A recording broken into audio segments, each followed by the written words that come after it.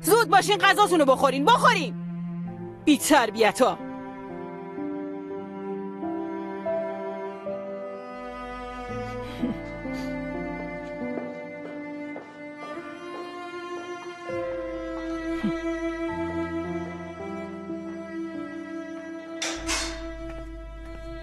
نگاش کن. پاشو بابا پاشو. دقیقه من گشنمه.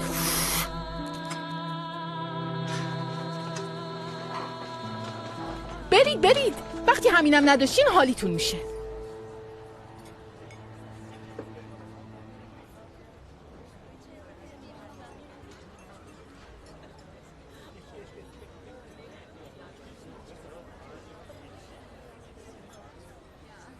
جمره تو که غذاهای اینجا رو دوست داشتی. گرسنم نیست. حتما چون غذاش گرونه نمیخوره. چرت و پرت نگو بابا، اون بهترین دوستمه.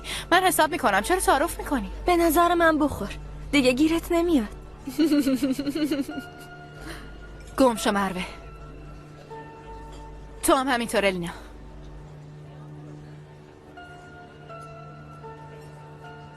عیبی نداره پا نشین. من این حرفو به این بر نمیخوره. نه خیر باید برن. من خوشم نمیاد با این آدمای نفهم سر یه میز بشینم. در ضمن دیگه جمره اومده. من به شما نیازی ندارم.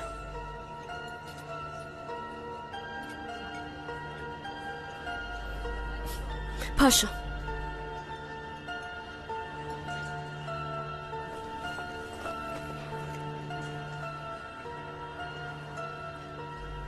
خیلی احمقم. من از روی ناچاری با اینا میگردم. جمره ناراحت نشدی که؟ نه مهم نیست.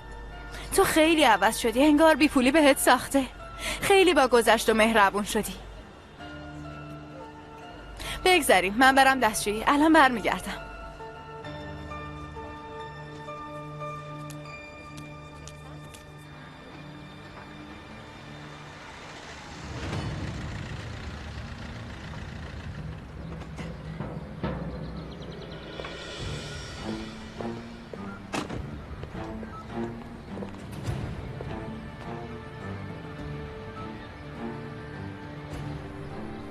بفرمایین امری داشتی؟ یاووز اسکندر کجاست؟ یکی از فامیلاش مریض شده بود رفته شهرستان. اتفاقی افتاده؟ شبانه رفته خونه یه پیرزن و کتکش زده و طلاشو دزدیده. نه بابا سوء تفاهم شده. یاووز هم چیکاری نمیکنه. این آقا شاهد بوده. ببین چه بلایی سرش آورده.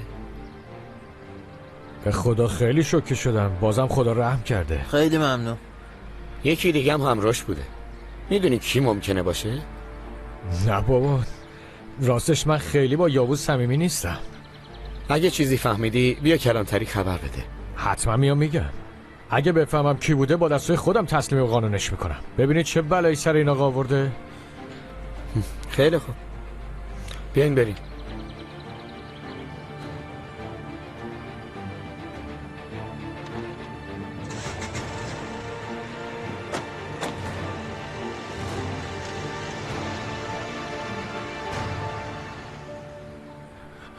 اگه دستگیرش کنن اونم منو لو میده و دیگه کارم ساخته است.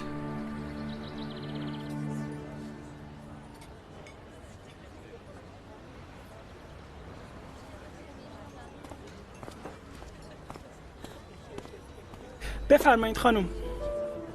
این چیه؟ حسابتون. آها دوستم الان میاد. اونا رفتن گفتن که شما قراره حساب کنین.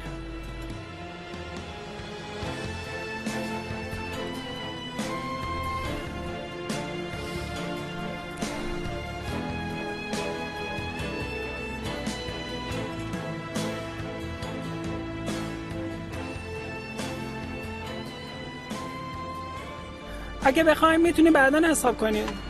نمیتونم. من هیچی پول ندارم.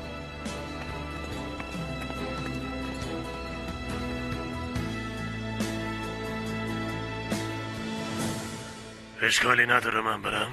خیلی واجبه. نمیدونم شاید باشه. چی شده؟ آخه هنوز نرسیده میخوای بری؟ آخه مجبورم.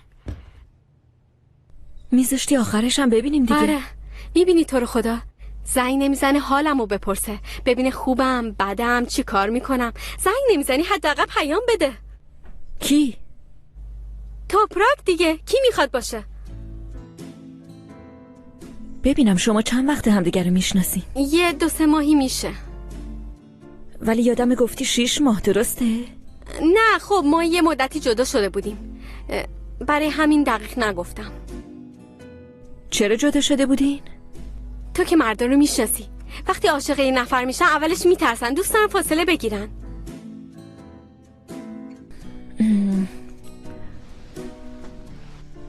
ارم جون، من احساس میکنم تو موضوع رابطه با توبراک زیادی بزرگش کردی. منظورم اینه که شما واقعا با هم دوست نبودین، با توبراک فقط یه جورایی SMS بازی میکردیم فریده، هم دیگر تو فیسبوک اد کردیم، با هم قهوه خوردیم. یعنی فقط همین؟ این کارا رو با تمام احساسمون کردیم. به نظر تو اینا بی اهمیتن؟ متوجهم. الان متوجه شدم.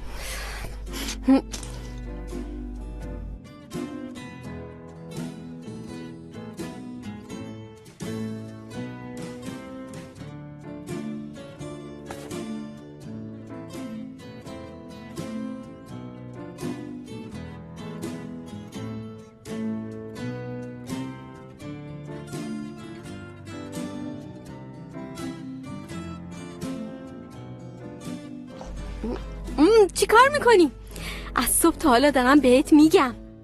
ببین یه نفر رو میگیریم میاد اینجا رو قشنگ برامون تمیز کنه. میگیریم؟ ما که نمیتونیم. اصلا نگران نباش، میخوام کرایه خونه رو باهات شریک بشم. ارم جان فکر میکنم سوء تفاهم شده، من نمیخوام همخونه داشته باشم. دیوونه شدی؟ میخوای توی خونه‌ای به این بزرگی تنها زندگی کنی؟ ازدواج که نکردی. یه اتاق بزرگم که اون طرف است. تو نگران نباش، اون مال من.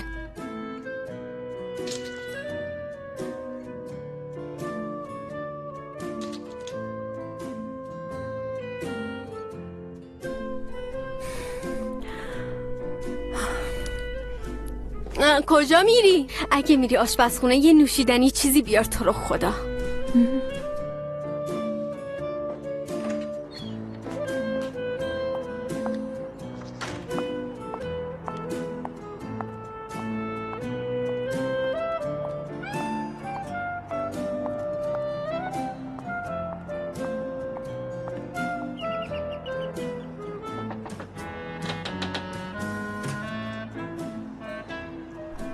کمکم کن، این دختر ارم از خونه من نمیره بیرون.